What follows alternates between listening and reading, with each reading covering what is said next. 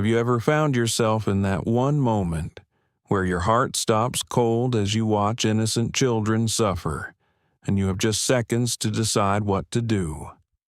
One stormy afternoon in Manhattan, 3 5-year-old girls, Ava, Ivy, and Elle, stood trembling outside a luxury store.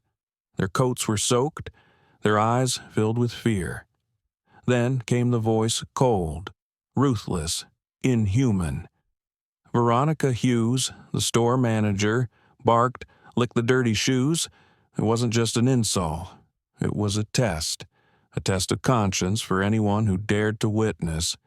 What would you do, stand there, frozen, or step in, knowing one wrong move could change your life forever? That's when Nathaniel Grey walked in, a billionaire, a man with power, control, and a buried past. His eyes met theirs. 3 frightened girls. And suddenly, memories surged back. Lila Montgomery, the woman he once loved, the years he lost, and a haunting question, could these girls be his daughters? Now imagine you are Nathaniel, standing in the middle of a storm, past colliding with present. Every move you make a matter of justice, safety, and redemption. This is more than a story about cruelty. It's a journey through pain, love, and the fight for truth, where every heartbeat, every tear, and every decision pulls you deeper into a storm of emotions. Join us in this powerful journey.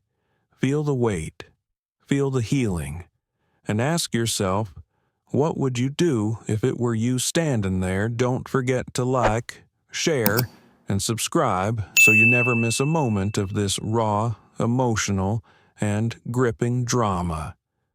Rain poured relentlessly over the bustling streets of Manhattan, washing away the city's colors and casting a gray shimmer across the sidewalks, where the lights of towering skyscrapers danced in puddles.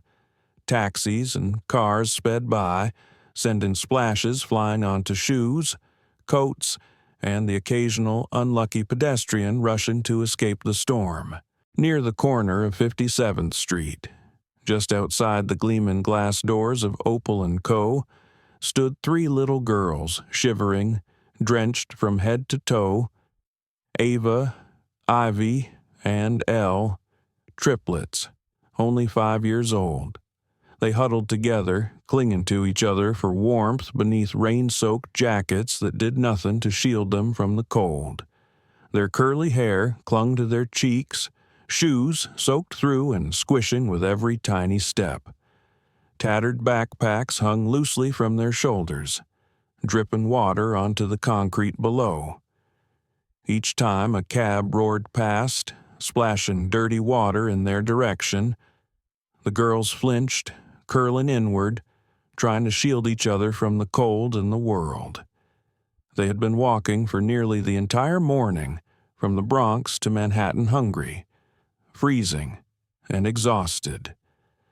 But something about the glowing lights of this upscale boutique pulled them in. Opal & Co., known for its luxury collections, sparkled like another universe behind crystal-clear glass. Just reaching the entrance, the girls could already feel the difference. Warm air, soft music, the faint but rich scent of designer perfume. Gentle lighting kissed rows of couture dresses in a way that felt unreal compared to the bleak world just outside. But that warmth didn't last long. From behind the register stepped Veronica Hughes, 36, the store manager, impeccably dressed and ice-cold. She stared the girls down from head to toe, lips pursed, her face twisted with disdain. "Are you messing up my floors?" she snapped, her voice cutting through the warmth like a blade. "You know, you're going to pay for that." The triplets froze, eyes wide, unsure what they had done wrong, unsure what to do at all. Veronica placed a hand on her hip, muttering criticisms under her breath, then suddenly pointed toward an expensive pair of shoes near the door. "Clean it. With your tongue. Silence. The girls were stunned. Horror gripped their tiny hearts. How could an adult, someone they were supposed to trust, say something so cruel? Ivy let out a sob, wrapping her arms tighter around her sisters. Ava looked like she might cry. Elle stood motionless, eyes locked on Veronica in disbelief. Then footsteps. Sharp clicks echoed on the polished floor as a tall figure approached. Calm, commanding, each step seemed to quiet the world around him.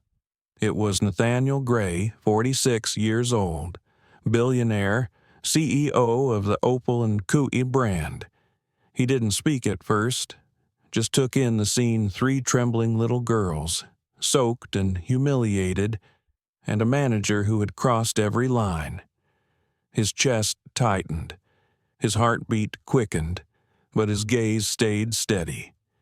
In the frightened eyes of these children, he saw something: pain, confusion, and maybe, just maybe, something familiar, a memory, a face he had once known. Then, with a deep, unshakable voice, he spoke, "Stop." The word echoed like a command from the heavens. Veronica spun around, face drained of color, startled by his presence. But Nathaniel was already moving, kneeling down to the girl's level. "You don't have to do anything," he said gently. "No one has the right to treat you like this." His voice was calm, but it carried the full weight of someone who would not allow this to continue. The girls looked up at him wet, scared, and uncertain. For the first time that day, they felt protected. Nathaniel opened his arms. One by one, he lifted them into his embrace. All three nestled into him, soaked and shivering, but finally warm in the comfort of someone who cared. He looked down at them with quiet determination. This wasn't just a scene in a boutique gone wrong. Something deeper was unfolding, something personal, a connection, a truth waiting to be uncovered. He carried them to the store's lounge, wrapping them in a soft cashmere throw. He dried their hair gently, their coats, their tiny shoes. The girls said nothing, but their eyes, once filled with fear, now shimmered with cautious hope. And inside Nathaniel's mind, a thought struck like lightning. Could they be mine? The idea gripped him, brought with it a flood of emotion and uncertainty. He couldn't afford to assume, but he couldn't turn away either. Outside, the rain kept falling. Inside, something had changed. Nathaniel Grey poised, powerful, yet deeply human, knew in that moment he would uncover the truth. He would stand between these children and the cruelty of the world, and he would finally face a past that he thought he had left behind. This wasn't just a rainy afternoon in Manhattan anymore. This was the beginning of everything. Nathaniel Grey led the three little girls into the boutique's private lounge, a cozy VIP space designed for Manhattan's elite. Plush brown leather sofas, soft throw pillows, and warm amber light from the overhead chandeliers created a stark contrast to the cold, rain-soaked city just beyond the windows. He gently placed Ava, Ivy, and Elle on the sofa and wrapped a thick wool scarf around their tiny shoulders. The girls curled up, still shivering, but their eyes slowly began to open, revealing a mixture of comfort and curiosity. Nathaniel knelt in front of them, lowering himself to eye level. His voice, gentle but steady, broke the silence. "What are your names? Where's home? Where's your mom, Ava?" The eldest hesitated. We walked. We don't know where Mommy is." Her voice was barely above a whisper, fragile and trembling. Nathaniel felt a knot tighten in his throat. A deep crease formed on his brow, and his chest ached with a sudden, unexpected weight. To the outside world, Nathaniel Grey was a billionaire known for his composure, his cool logic, his ruthless precision in business, but now, staring into the frightened faces of 3 soaking wet little girls, he realized that money meant nothing in moments like this, not against fear, not against pain, and certainly not against the quiet losses a child carries without words. And then like a wave came a memory. Lila Montgomery. He could still picture her strong, kind eyes, that steady smile that had grounded him through some of his most uncertain years. The long, simple afternoons in that tiny apartment. The soft laughter shared in the struggle. Nathaniel closed his eyes for a moment, remembering the sharp emptiness that came when she vanished, years ago without a trace, without goodbye, and maybe carrying a truth he had never been allowed to know. Could these girls be hers? Could they be his? The thought shook him. If it was true, he had missed 5 years of their lives, 5 years of first steps, first words, scraped knees, bedtime stories. A quiet sigh escaped him, blending with the rhythm of the rain outside. Am I imagining things, or did I just find the part of my life I never knew I lost? He reached out, gently smoothing each girl's damp hair, still chilled from the storm. There was something familiar in their gestures, the way Elle tilted her head like Lila used to, the way Ivy's brows furrowed when unsure, the way Ava's gaze didn't flinch even when scared. They carried traces of someone he once loved, someone whose absence had never truly faded. Just then, Clara Nguyen, his assistant, entered the room quietly. She carried 3 dry towels and a tray of snacks. Without a word, she set down warm milk, juice, and small pastries in front of the girls. Nathaniel gave her a silent nod of thanks, but his eyes never left the children. He was starting to understand this wasn't just about helping 3 lost girls. It was about unlocking something buried deep within his own past. The girls began to eat slowly, cautiously, nibbling at the pastries, sipping the milk with wide, watchful eyes. Nathaniel sat beside them, silent but alert. His thoughts swirled between the past and the present, between what he had missed and what he still might be able to reclaim. After a few minutes, he stood and walked toward the window. Rain still fell, but the store's golden glow created a protective barrier, as if shielding this small corner of the world from the storm outside. Nathaniel stared through the glass, asking himself the question he had avoided for years.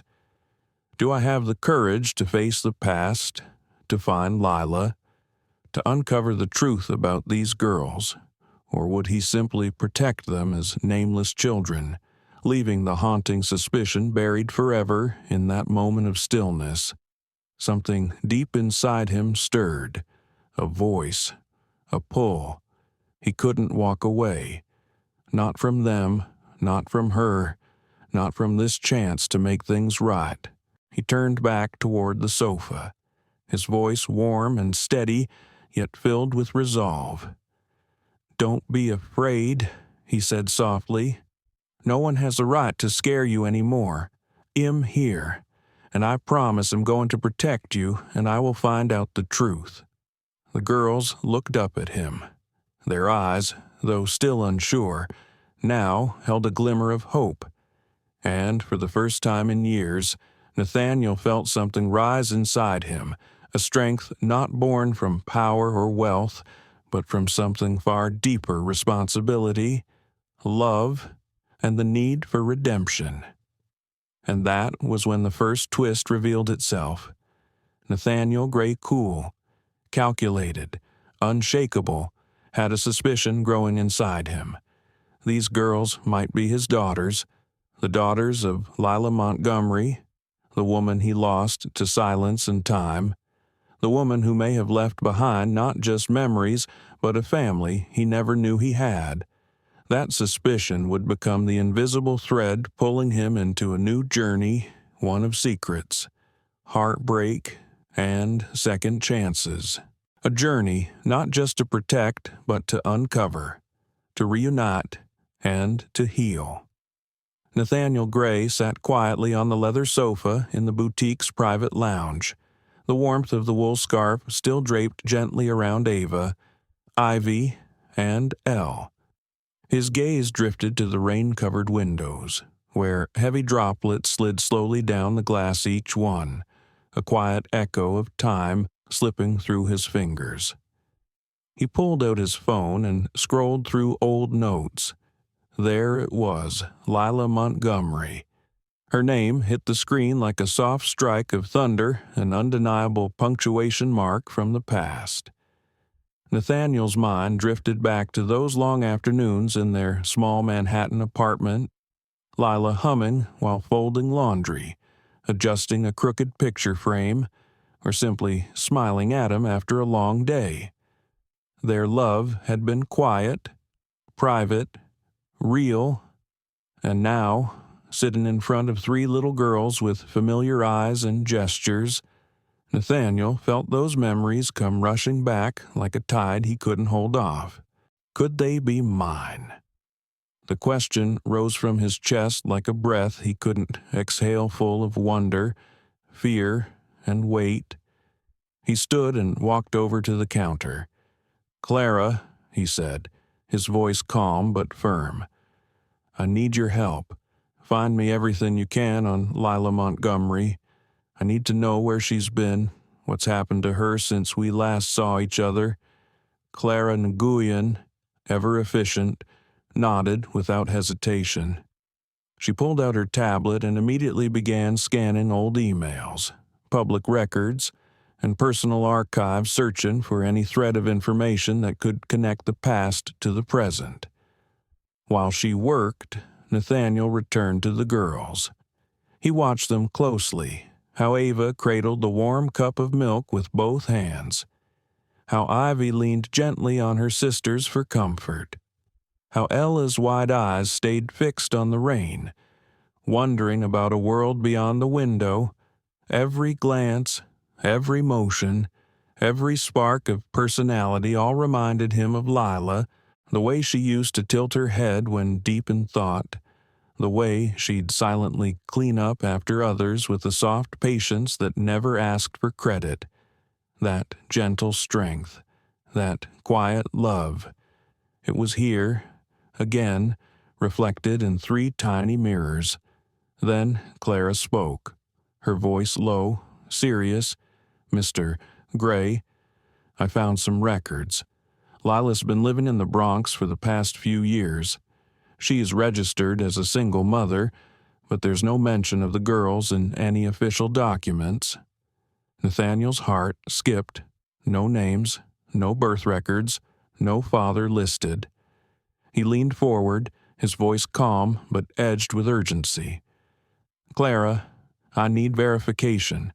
Whatever you can find, photos, hospital records, school filings. If these girls are my daughters, I want to be ready. We do this the right way, discreetly, thoroughly." Clara nodded again, already working. Nathaniel sat back, deep in thought. His fingers touched his chin as fragments of old memories played across his mind like fading film reels. Lila's soft laughter in the kitchen, her whispered good nights, her sudden disappearance. He had once dismissed it as a painful end to a quiet love story. But now he wasn't sure it had ended at all. This wasn't just about truth anymore. It was about redemption. Across the room, the girls had begun whispering to one another, casting cautious glances his way. He smiled softly, answering their hesitant questions with quiet warmth and patience. They didn't need a billionaire. They didn't need a CEO. They needed someone who made them feel safe, and slowly. Nathaniel felt the unshakable truth settle in his bones. He didn't just want to protect them. He wanted to belong to them, to make this right. Then came the moment of decision. He rose again, looked toward Clara, and said, "Prepare the car. I'm going to the Bronx. We find Lila tonight. If we can, I want answers. But more than that, I want to bring peace to these girls." Time was precious. Every delay mattered. He felt it in his gut. This wasn't a coincidence.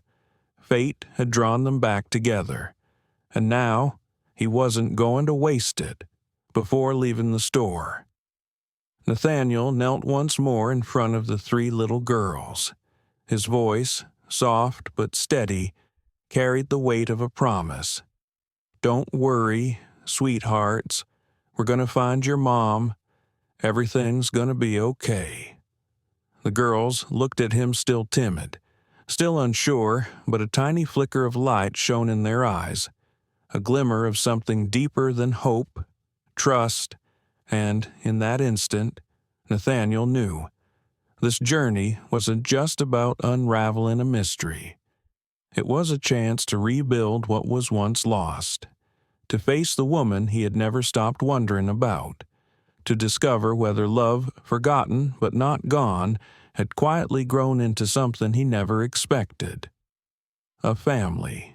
A sleek black limousine sliced through the rain-drenched streets of Manhattan, its headlights piercing the white veil of fallen water. Inside, behind the wheel, sat Nathaniel Grey. His eyes locked on the road, hands gripping the steering wheel with silent tension. But his mind was miles away, tangled in memories of Lila Montgomery. For years, he had wondered what had happened to her. Was she safe? Had life been kind or cruel? And now, with three little girls sleeping under his roof, another question haunted him. Could they truly be his daughters in the passenger seat? Clara and Guyon, calm and ever reliable, looked over. "Mr. Grey, we're almost there. I've located Lila's address in the Bronx." "Well, be there any minute." Nathaniel gave a silent nod, but his thoughts were already drifting to another time.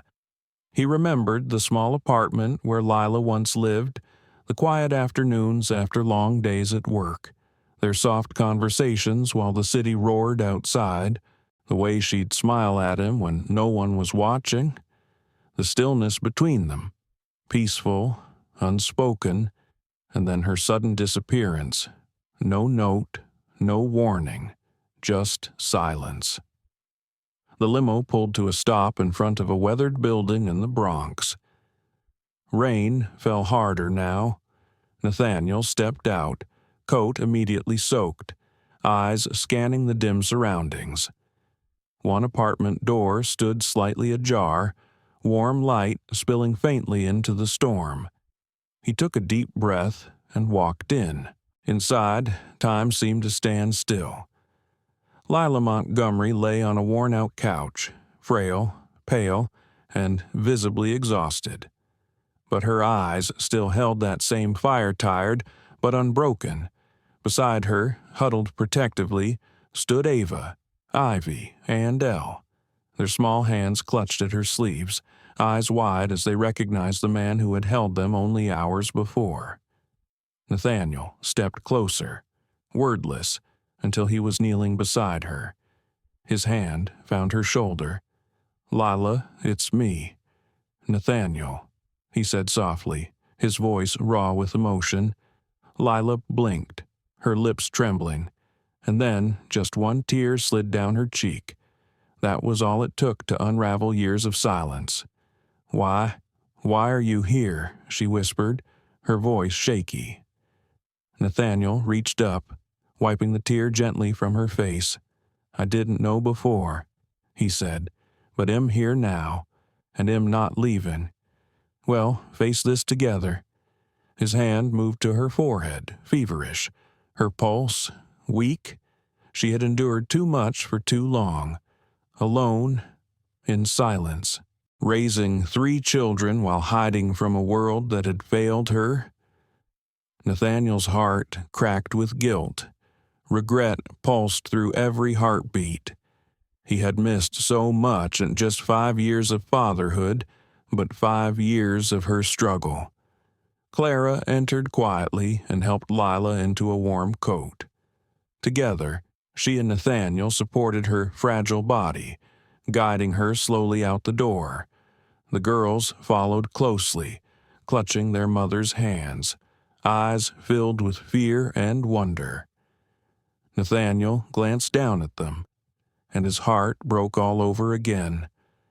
How many nights had they cried, waiting for someone to come? How many times had Lila chosen silence over safety, just to protect them? The ride to New York General Hospital was silent. Rain battered the windows. Nathaniel sat beside Lila, watching her breathe in shallow rhythms. The girls curled into her sides, whispering softly through tears. "You were so brave," Lila murmured to them. "Mommy found you. We're all together now." Tears ran down their cheeks, but this time they were tears of joy. Nathaniel said nothing. He didn't need to. His silence was filled with memory, remorse, and the resolve to never let this family fall apart again. At the hospital, he carried Lila inside himself, explaining her condition to the nurses, insisting she receive immediate care. Clara handled logistics with quiet efficiency, but Nathaniel's eyes never strayed from the 3 little girls. He was already building a wall around them. No harm would breach again. Later that night, he stood by Lila's hospital bed, watching her rest. Ava, Ivy, and Elle sat nearby, small hands still clinging to her blanket. They were exhausted, but safe, whole, together. Nathaniel felt something rise in his chest, an inner strength he hadn't felt in years. Not ambition, not pride, but purpose. This was the beginning of a new chapter. Not just to protect these children, but to confront the secrets buried in time, to face the love he lost and the family he never knew he had. The road ahead would not be easy. There were questions to answer, wounds to heal, and trust to rebuild. But in that quiet hospital room, as thunder rolled in the distance and the city settled into night, Nathaniel Grey knew this was no longer just a reunion. This was redemption, and the storm outside was nothing compared to the one he was finally ready to walk through. The next day, Nathaniel Grey remained at New York General Hospital. He hadn't left Lila Montgomery's side since the night before. In the lounge just outside her room, Ava, Ivy's, and Elle played quietly on a couch near the window, their eyes no longer filled with fear but curiosity, wonder, the beginnings of trust.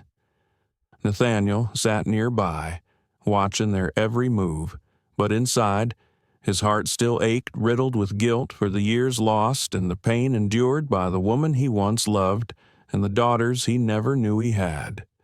Suddenly, Clara Nguyen's phone buzzed. She answered quickly, her expression shifting. "Mr. Gray Tyler Ford from the Daily Manhattan is waiting downstairs. He has footage from yesterday inside the store." Nathaniel's face tightened. Veronica Hughes.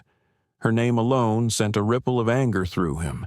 He could still see her, the cold stare, the curled lip of disdain, the vile command she gave those 3 innocent girls, "Clean it with your tongue." And now, somehow, it was becoming a story, not a tragedy, not an injustice, but fodder for clicks, headlines, and scandal. Nathaniel knew how dangerous this could become. If the media took hold of the story without context, it could spiral, hurting Lila, the girls, and everything they had just begun to rebuild. Clara's voice broke through his thoughts. We have to respond, but carefully. One wrong move and we could lose control." Nathaniel remained silent, the weight of 1,000 decisions pressing down on him. One part of him wanted to protect this fragile, newly reunited family by keeping everything quiet. Another part burned to expose Veronica for who she truly was, a woman willing to humiliate children for her own twisted sense of power. But then came the harshest truth. If he stayed silent, she might do it again, to someone else's child, to another family. He clenched his jaw. This wasn't just about reputation now. It was about justice. Still, he couldn't let his rage take the wheel. The stakes were too high.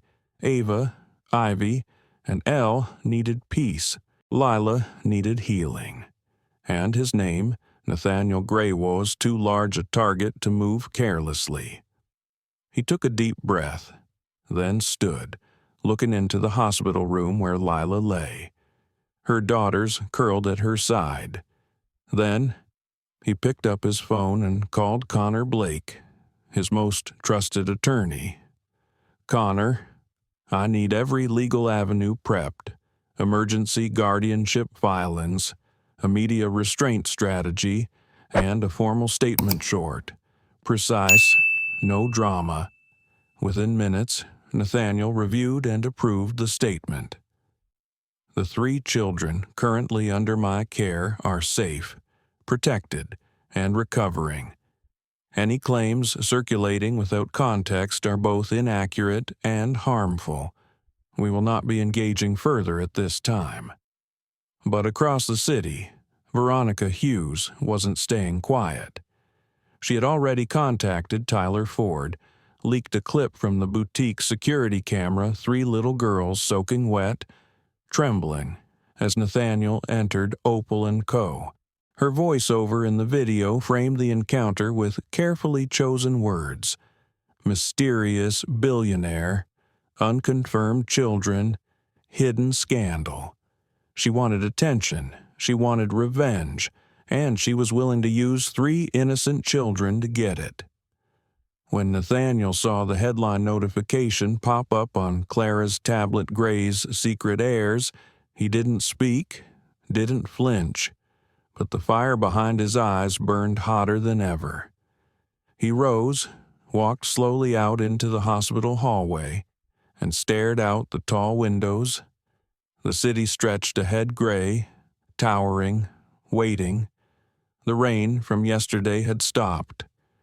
But inside him, a storm was still raging behind him. Clara approached. She placed a gentle hand on his shoulder. "Mr.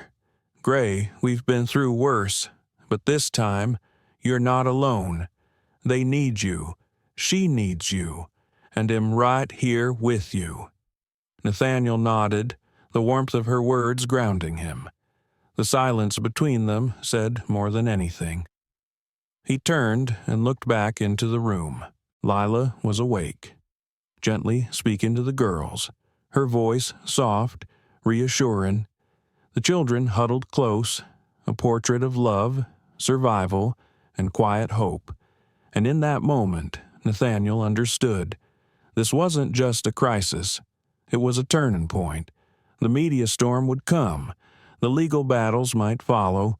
But his role now was crystal clear: protect his family, not just from scandal, but from anyone who tried to use their pain for profit.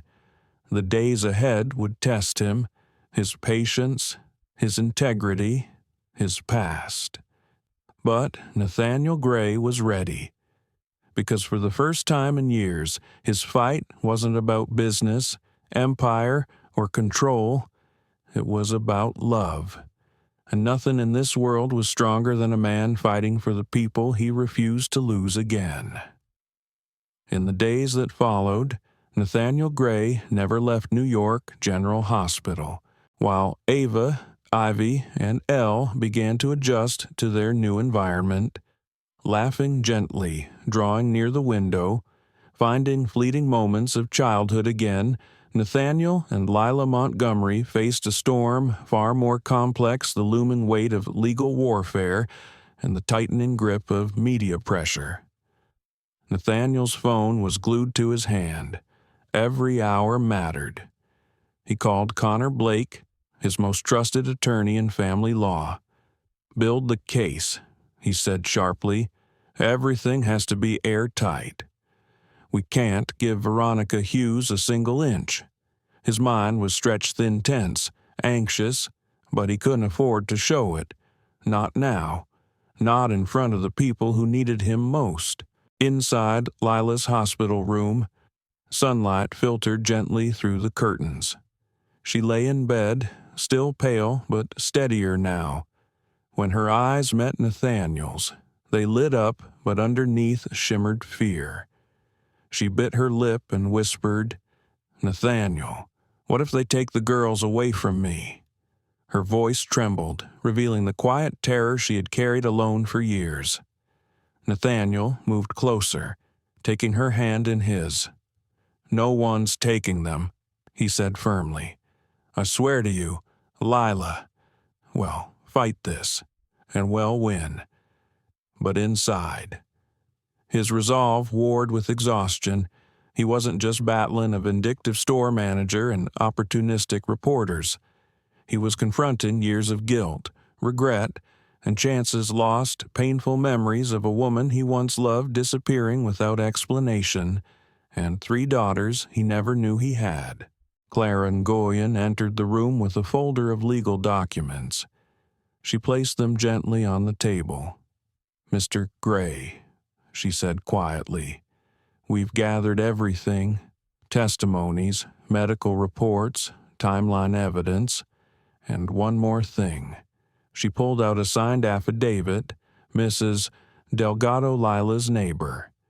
"She's confirmed multiple incidents where Veronica Hughes deliberately harassed Lila and the children." Nathaniel's jaw tightened. His instincts screamed to confront Veronica directly, to drag her from the shadows into the light, to end this with force. But another voice warned him reacting rashly would only play into her hands. The media would twist it. The girls would suffer. He stood still, torn between rage and restraint. Every image of Lila surviving alone flashed before him. Every missed birthday. Every scraped knee he hadn't been there to bandage. Now, the burden of redemption rested on his shoulders. From her bed, Lila watched him, her gaze soft but knowing. "I know you want to protect us," she whispered, "but I'm still scared that people like her win." Her voice cracked. Nathaniel took a breath. His voice dropped to a steady, grounded murmur. "They won't," he said. "Well, walk into that courtroom with the truth, and come out with our family intact." Just as he finished speaking, Clara's phone rang. She glanced down, then stiffened. "It's a video call from Veronica." Nathaniel's jaw clenched. Put it through. The screen lit up. There she was, Veronica Hughes, polished, poised, poison. Her smile was thin and cold. "Mr. Grey," she purred, "I assume you're making preparations? But let's not forget the law doesn't always side with the weak." Nathaniel stared at her, unblinking. Through the glass screen, he saw not just malice, but calculated cruelty, and the unspoken threat behind her smugness, "I'm not done with you yet." As the call ended, a heavy silence filled the room. Nathaniel walked into the hallway, fists clenched, breath tight. He looked out over the city, his city, and let the pressure settle across his chest like armor. If I don't fight, who will protect them? Who will speak for Lila and for the girls? The past rose like a tidal wave, memories of Lila walking away, of years spent wondering what had happened to her. Now he knew, and now he had a chance to make things right. Clara appeared beside him. She didn't speak right away, just stood with him in the silence. Then, softly, "Gray, we have everything we need. The truth is ours.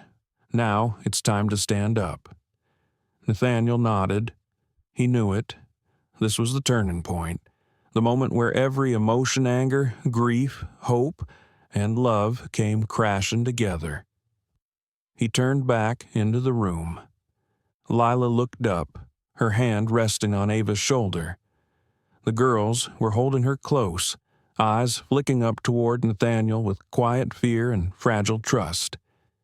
He knelt beside them, gently placing a hand on Lila's arm. "Get ready," he said, voice low and calm.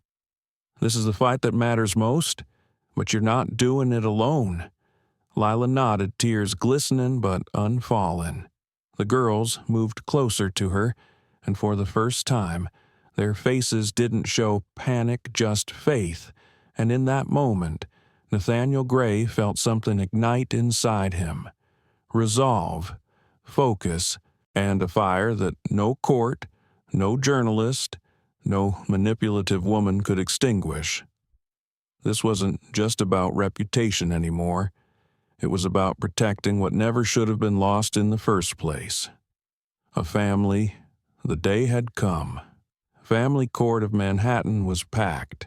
Spectators, press, camera saw aimed at Nathaniel Grey, who stood tall at the front of the courtroom.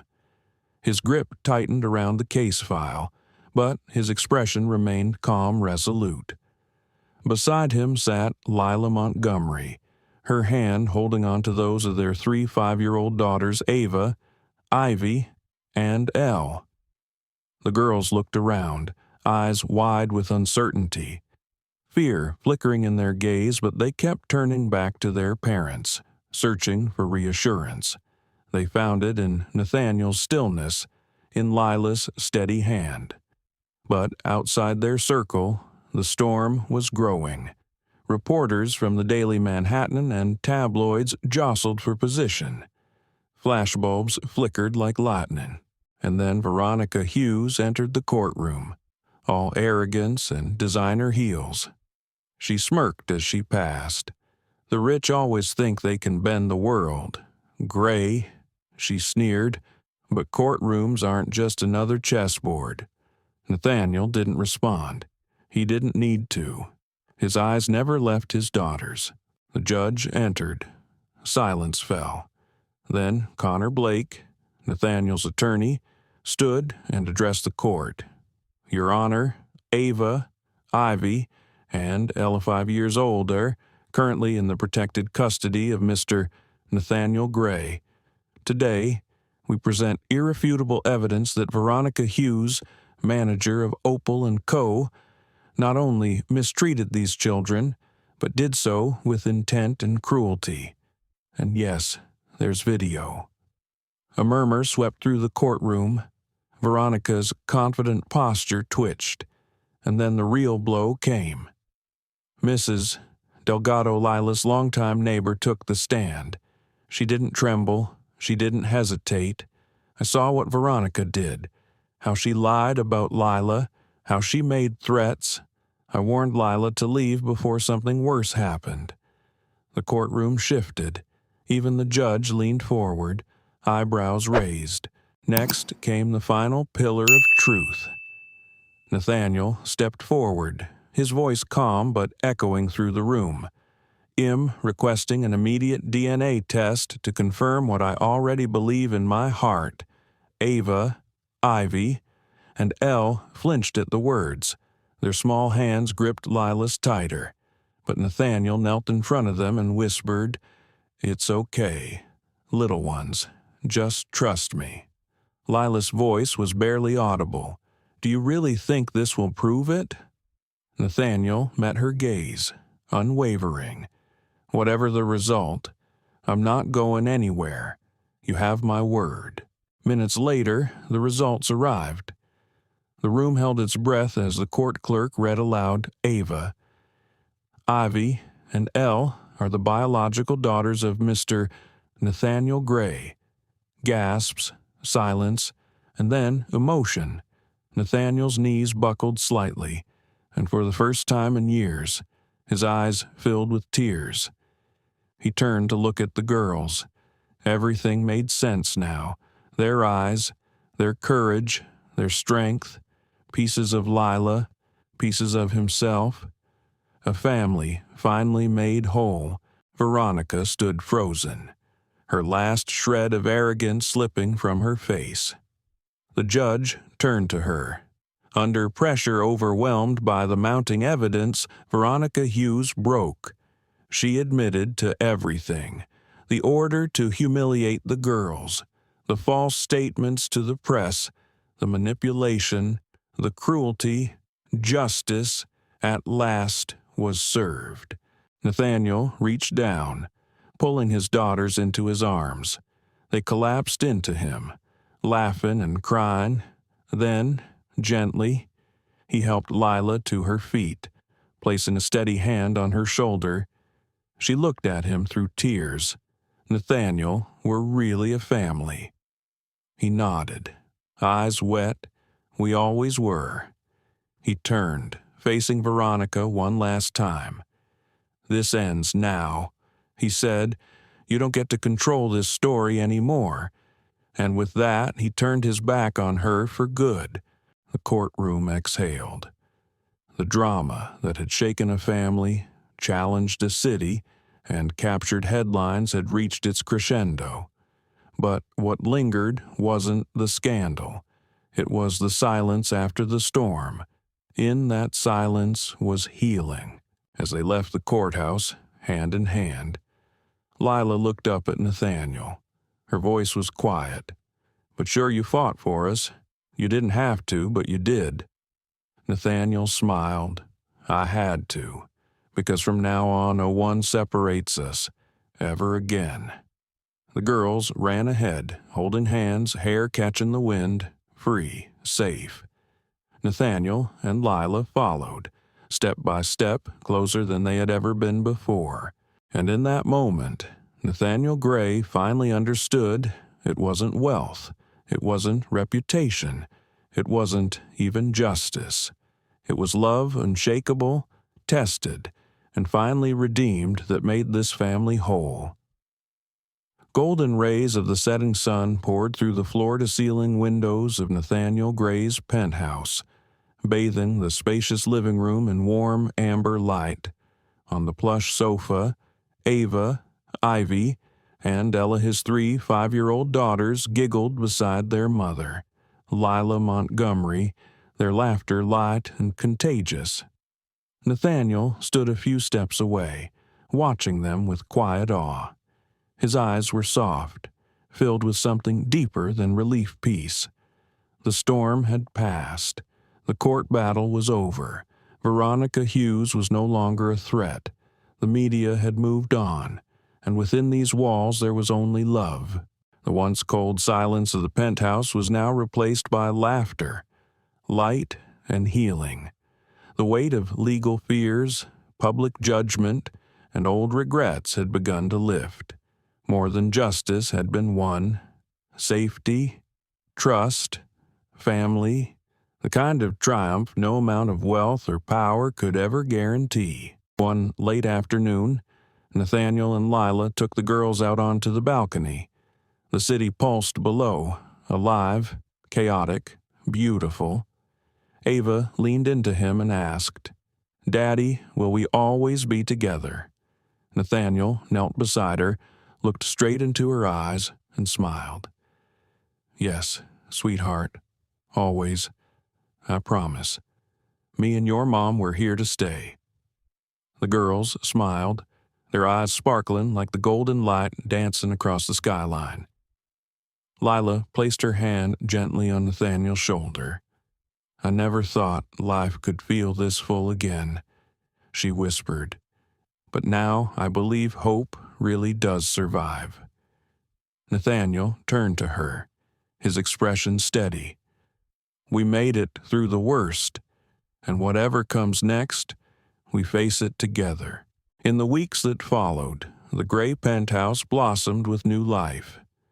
They went to the park, read bedtime stories, cooked clumsy breakfasts that filled the kitchen with flour and laughter.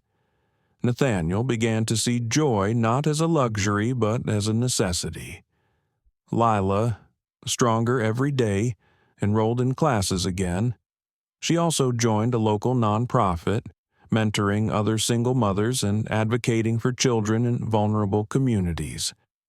What had once been a place of solitude and silence was now a sanctuary of belonging.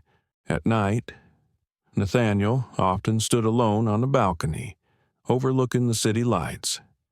He would think of the years lost, the birthdays missed, the pain Lila had carried, the little hands he hadn't held. And yet the past couldn't be undone, but the future could be rewritten. Every choice he made now could stitch something new stronger into the fabric of their lives. And with every sunrise, he saw his daughters not as reminders of lost time, but as reasons to never waste a single moment again.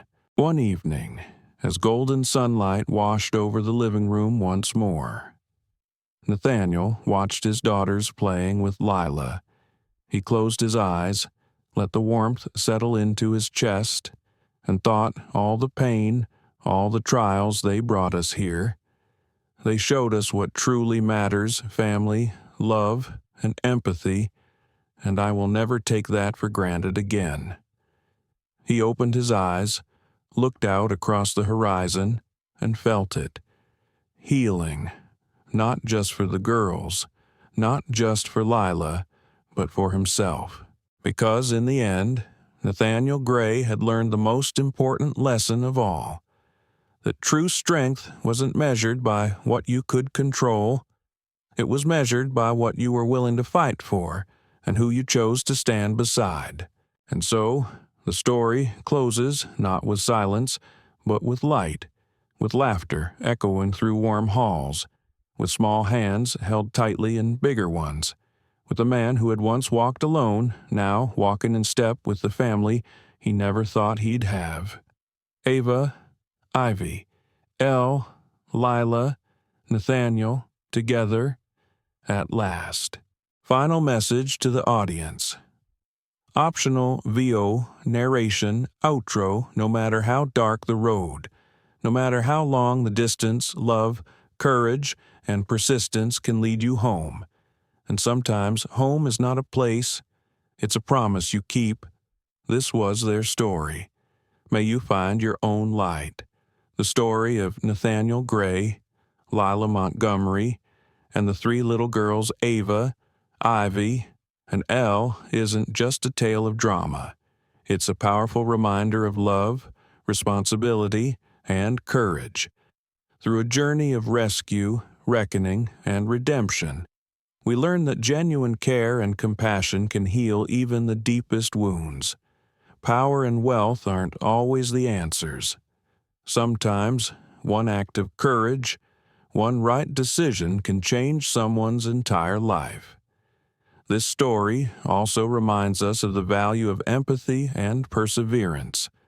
In the face of injustice, we all have a choice to stay silent or to stand up. And choosing to protect what's right, no matter how difficult, is what truly makes a difference. Family, healing, emotional connection. These are the anchors that carry us through pain, through storms, and into hope.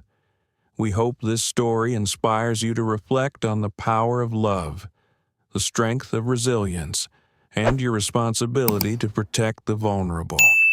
If this story touched your heart, like, share, and subscribe, because there are more stories waiting to be told, more voices to be heard, and more hope to be shared. Together, we can bring light to darkness, courage to fear, and love where it's needed most. Thank you for watching. You are not alone.